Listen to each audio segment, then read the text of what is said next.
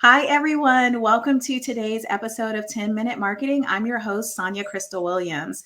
Well, joining me today is Dr. Lori A. Manns. She is an award-winning business coach, marketing expert, sales trainer, and she works with purpose-driven entrepreneurs and small business owners to help them elevate their brands and get dream clients. Welcome to the show, Lori.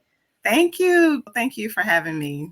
Absolutely. So, I just want to jump right in because I feel like you have such an amazing background and there's a lot of different ways that you work with business owners. And I want to jump into one of the ways that you and I have kind of worked or collabed throughout many years, because every year you host an annual event. And I want you to just share a little bit more about the event and why you do it for business. So my company is Quality Media Consultant Group, and I started this company back in 2009 after I had been downsized from my corporate job. I was in radio sales for 20 years. And I wanted to create an event that would bring together purpose-driven entrepreneurs and give them a safe place to ask questions that maybe they didn't know, and just meet other entrepreneurs so they could get information about how to grow their revenue, because that was something that I struggled with the first year that I started my business. And even the second year was maintaining consistent revenue and income. And with my background in sales, I was like, well, if I'm struggling, I know that there are other people like me who could be struggling as well, because, it's different once you start your own business and you are the brand and you are selling yourself and you're selling your services. And so it really, for me, was a mission of just creating an event that could be centered around helping entrepreneurs to understand how they can increase their income and monetize their skills in a way where it would be consistent. And then, of course, I wanted to put a little food in there so we could eat, drink, and be merry. Right. And then, because it's my business anniversary, I wanted to just say, cheers. Let's celebrate the fact that we're still in business. Let's celebrate the fact that we have a camaraderie of entrepreneurs, mainly solo entrepreneurs and micro business owners who are just trying to use their talents and make a difference in the business world. Absolutely. So I want to talk a little bit about the nuts and bolts of like what it looks like behind the scenes as you're putting this together. I participated a few times and definitely learned a lot in the sessions. I want to ask you one part, which is when you're arranging and lining up speakers to participate in the event, how valuable has this event been to you, even growing your own business as a result? I mean, obviously you're doing it to help people, but I mean, you run a business too. So how valuable has it been for you from that standpoint? Oh, extremely valuable, because the event is called the Trailblazer Business Summit. And I invite trailblazing entrepreneurs, just like I consider myself to be one. And you have been invited twice because I consider you to be a trailblazing entrepreneur. And just the value of information that you and others have shared over the years has helped me tremendously, because I am a giver and I believe in sharing information. If I know something that can help you in business, then why not tell you? And if it is a paid service that I offer, I'm going to give you a couple of tips to help you understand, listen, this is why you need this service, but let me just hip you to the game and tell you why it's so important for you to know whatever it is I'm sharing. And then when my friends come and they speak on topics that they're experts in, it just is so incredible, because, one of the things that I've learned about entrepreneurship is simply, you don't know what you don't know. And as long as you become a student of the game, right? And you are a student of business and you learn and you grow every single year, you know a little bit more than you knew the year before. That's a beautiful thing. So, and that's the only way you can really grow and scale your business, is to continually be learning and growing and invest in professional development. So that's what the Trailblazer Business Summit is all about. That's why I host the event. And that's why I host my sponsorship event as well, because I want to educate entrepreneurs about the fact that they can work with corporate sponsors and use other people's money to grow their businesses. So those are the two events that I do every single year. And it's so important to me to collab with other entrepreneurs because we can all help each other grow and, use our expertise and individual gifts and talents to come together and be fierce and unstoppable.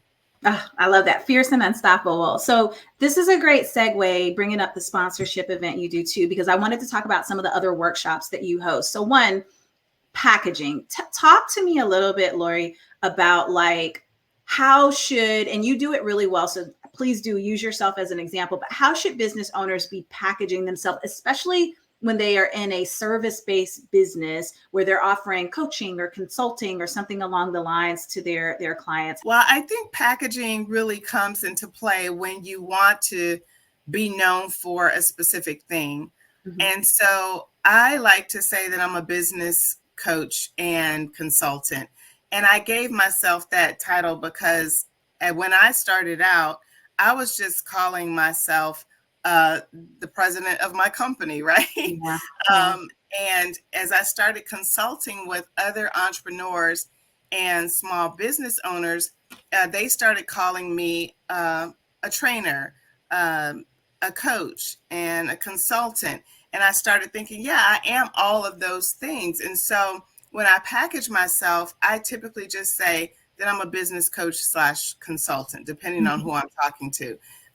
In corporate settings, it's more of a consultant role. Okay.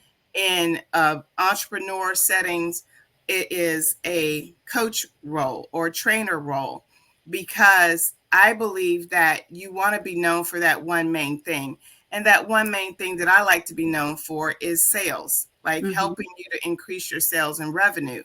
And it falls under business coaching, right? And so I feel like when you are packaging yourself, you want to package yourself as that one main thing that you want to be known for, and use your talents. And I like to call it your trailblazer factor. It's that one thing where you really excel in that thing and you do it so well that other people just can't touch that, because you are unique in that gift. You are unique in that talent. And in the sales world, we call that the unique selling proposition, right? It's the unique value proposition, another word for it. And it's just really, what's, different and unique about you. What's different and unique about your products and services. And when you use that to package yourself, then you're going to set yourself apart from everyone else. And I always tell my clients to add a little bit of your story in there, right? Your background and your story, just so people can relate to you. And when I use that in my story, people can relate. I use the fact that I had a media sales career for 20 years. I use the fact that I worked in public relations and communications prior to that. And so that helps me with messaging. It helps me to learn how to brand myself and help my clients brand themselves. So in summary, to answer your question, it's all about packaging yourself with that trailblazer factor, AKA the unique selling proposition. What's different about you? Why do you do what you do? Who do you help? And how can you help them? Okay. So let's talk a little bit about the sponsorship and sales piece too. Because you said something really tantalizing. I don't know if y'all heard it, but she said you can get other businesses to sponsor and help fund your business. How do you teach people how to do that? How does even someone even begin to figure out where to go with that? Yeah. So that came across my trajectory because of my career in sales in the media industry, right? So I sold corporations different sponsorship packages for everything that we did in the radio world. Anything that wasn't tied down, we used to say we will sell it and get a sponsor for it. And so when I started doing events in my business and workshops, I knew I had to have money to put those events on. And I knew I needed to have things like swag bags and, food and prizes and all of those things that you have when you do an event, because you don't want to just ask people to come into a room and sit. You need to have certain things that are going to appeal to them, including food and whatnot. So, I knew I didn't want to pay for the food. I knew I didn't want to pay for the prizes and all of that. So I would go and get sponsors. And the thing of it is, I looked for businesses that had alignment with my business, right? I looked for the kinds of businesses that also wanted to reach the audience that I wanted to reach. And then I looked for what was the synergy and alignment between what their purpose is and what my purpose is.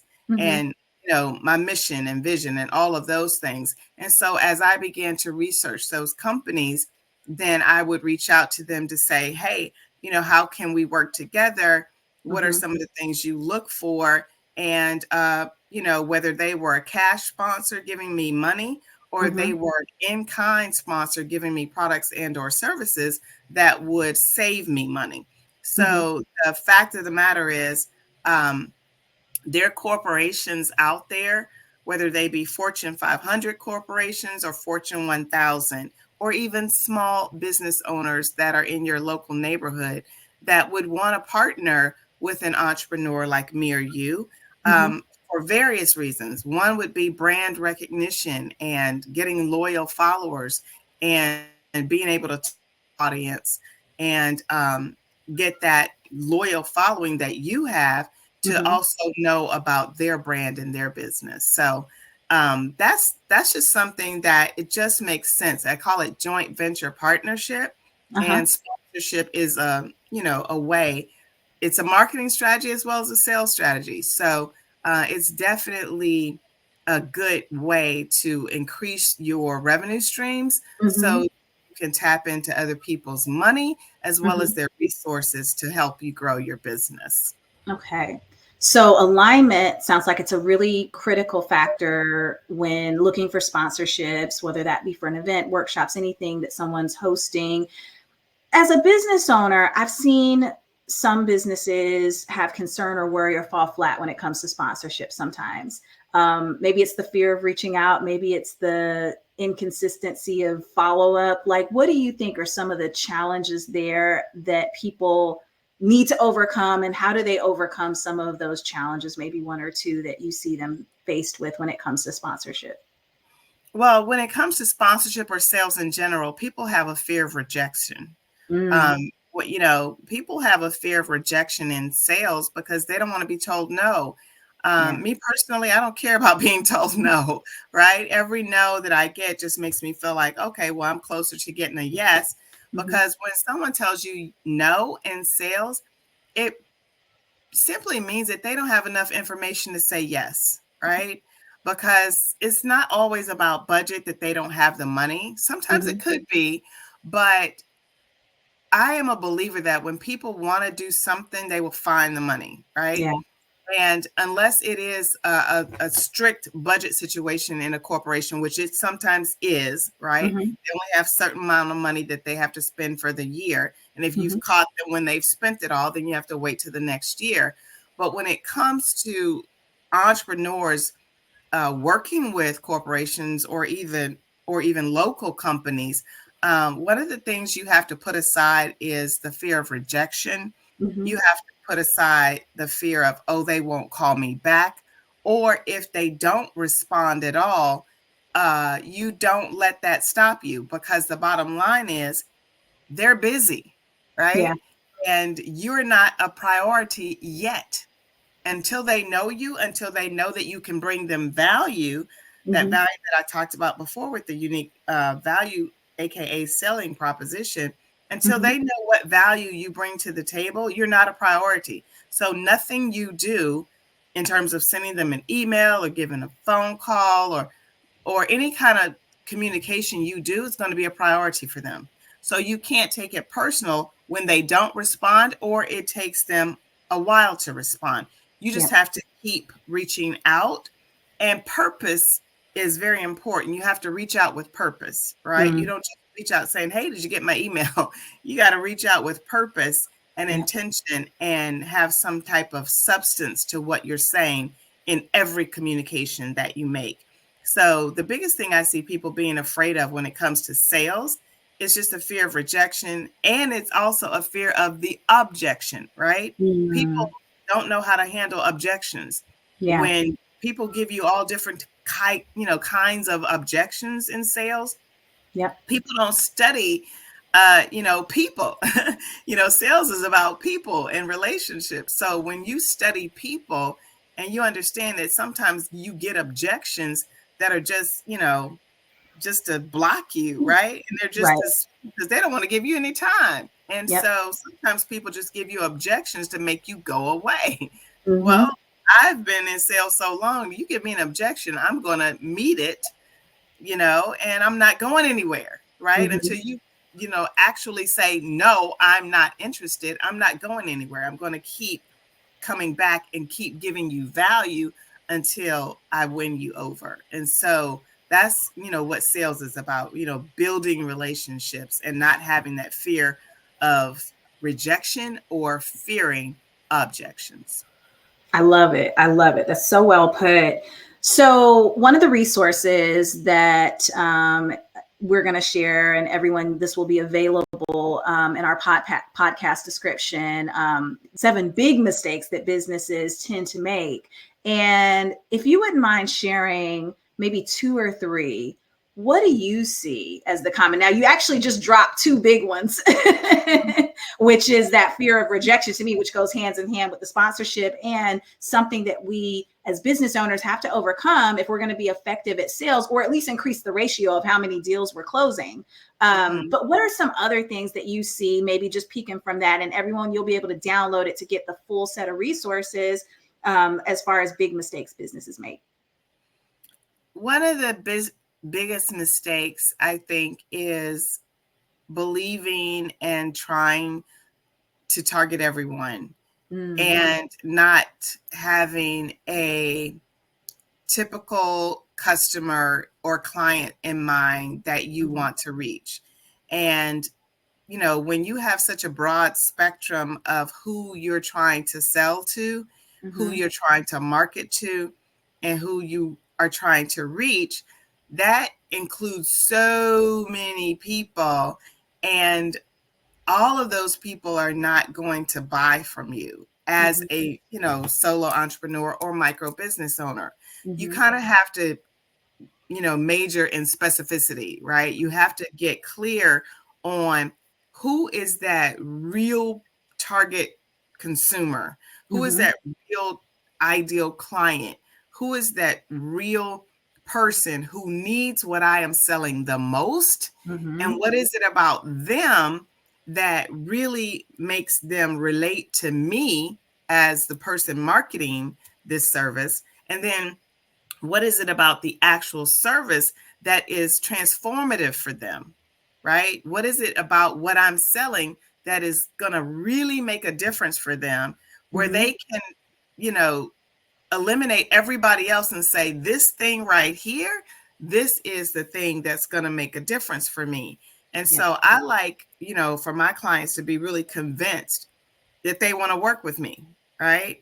Because one of the questions I always ask is, why do you feel like my business or me, is the solution for you? I want to know what they think about me and what I offer.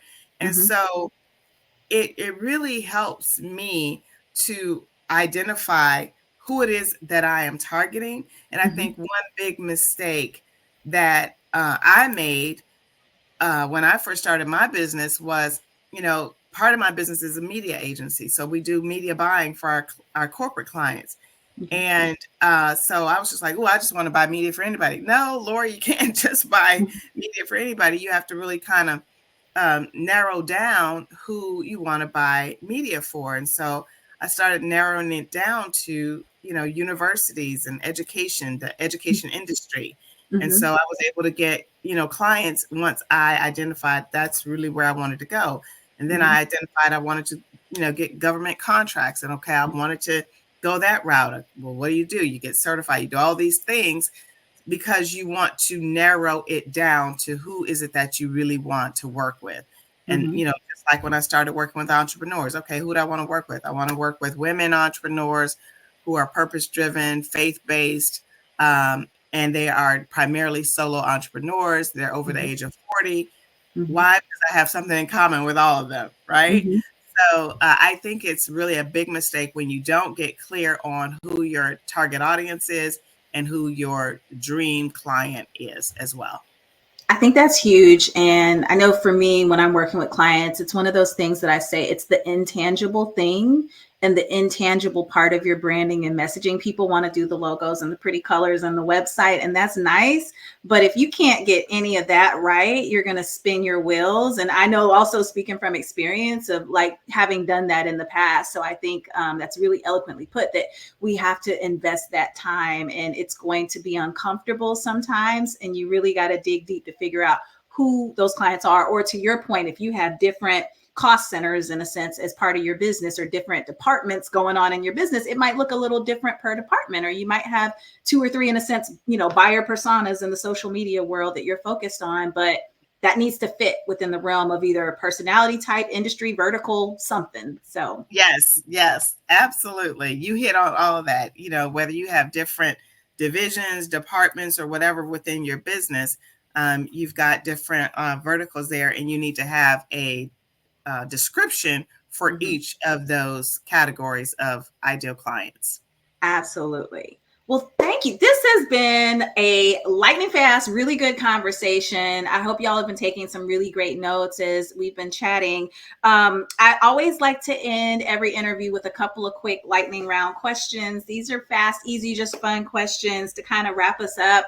So first things first, you have such an amazing background in radio, but I want to ask you, before you took the path into radio and communications, were there any other paths you considered? And if so, what other direction might you have gone in if you were in an alternate reality? Yeah, I went to school for journalism. My goal when I was in college was to be an anchor. I loved Barbara Walters and Carol Simpson.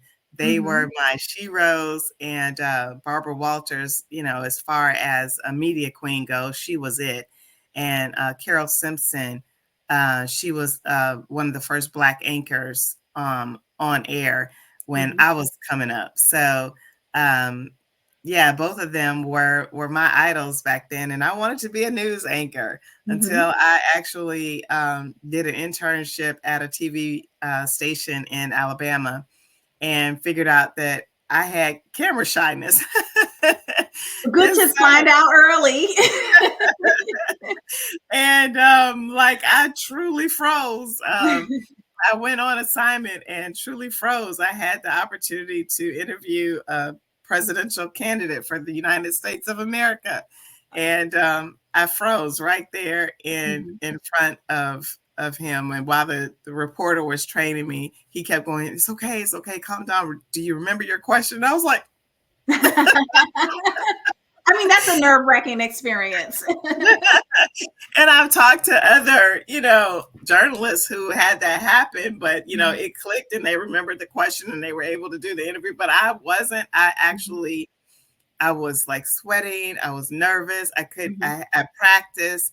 When I got there, I was like awestruck because it was Michael Dukakis. I don't know if you remember the, was it 1988? Yep. I was so scared. Jesus, I was scared, and just couldn't get it together. Couldn't remember my question. I was shaking, sweating. I was like, okay, obviously I can't do this. So, and you're not camera shy now. Not at all. Not now. But it was I didn't have the confidence then. And, I really feel like for news anchors and news reporters, they got to train you in sales first, because you got to be able to sell yourself, and you got to be able to get the story. Yep. But you got to have a certain bravado, and confidence to go out and get in somebody's face and put a microphone and ask those questions. But hey, I'm not scared now, but I certainly was back then, straight out of college, in my 20s. I was a little And the reporter who was training was so nice. He was like, it happens to the best of us. He's like, you could do this. And I was like, no. And then I went home, had a meltdown. So I ended up saying, you know, what else can I do in the media industry? And pivoted. Well, that's really cool. Thank you for sharing that story. One more question in the vein of media. What are you listening to in the world of media, whether that's a podcast or any good audio books you're reading, anything along those lines that you're enjoying? Oh gosh, I have so many books that I'm reading right now, and one of them I just met Damon John, and he has a book about being broke, right? Mm. And he just gave me that book, and I just cracked it open this past weekend. I can't even think of the title right now, but Okay. it's something about being broke and how that, you know, financial situation that he was in really drove him Mm-hmm. to succeed. And he knew that he wanted to, you know, be successful and be an entrepreneur because he basically grew up poor. Mm-hmm. And anybody who I think can relate to, you know, growing up in modest circumstances, you understand that it is so important to learn from entrepreneurs like him who had humble beginnings, but they used that to catapult them into accomplishing just enormous success, Yeah. right? So I'm trying to find, let me see, it's called The Power of Broke. Oh, that's a cool title. Okay. Yeah. Yes, Yeah. The Power of Broke. Yeah. And I just started reading that book, and it's really a good read so far. Yeah. And you know, so many others. I have, you can see this bookshelf behind me. Mm-hmm. I have another book that I love. It's called The Speed of Trust by Stephen Covey. Okay. He also wrote the 7 Habits of Highly Successful People. Yep. And when he wrote The Speed of Trust, Mm-hmm. and he talked about how important trust is Mm-hmm. in business and how it speeds up business when you trust somebody and you're dealing with somebody that you trust. I'm gonna have to look that up. Yeah, because he's got a whole training institute. So Yes, yeah, there's a yes, whole. But I yeah, haven't ever looked up that book. So thanks for sharing it. yeah, All right. absolutely. So, Dr. Mans, how can people find you, get in touch, learn more about your services, workshops, and events? Yeah, they can go to my company website, qualitymediaconsultants.com, and follow me on the internet. I am Dr. Lori Mans. I'm on Facebook, Instagram, Twitter, Threads, and YouTube, and of course, LinkedIn. So I would love that. Qualitymediaconsultants.com is the website, and I am Dr. Lori Mans on social. Thank you so much again for taking the time out today. Everyone else, until next time, have a good one. Thank you.